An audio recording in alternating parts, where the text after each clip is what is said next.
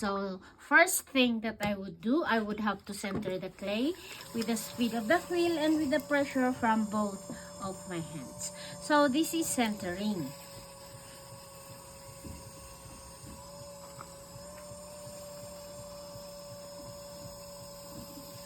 It is important that we center it so that we will come out with a good result. Now that it is centered, the very first shape that I would have to do is a cylinder. It is always a cylinder that comes first before we will shape it to another shape. So to do the cylinder, I would have to put a hole at the very center, and then from there, we are going to pull the clay up. And how are we going to do it?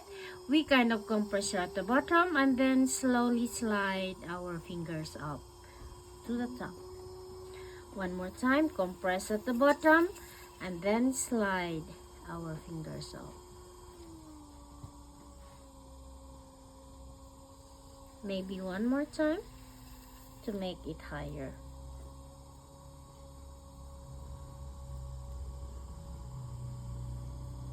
Now, this is our cylinder, and actually it is already a pot in itself.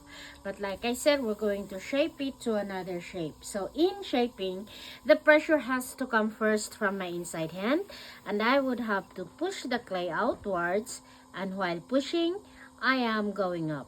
Now, here at the middle, it's going to be the outside hand that pushes it in. We will go up with the support of the inside hand.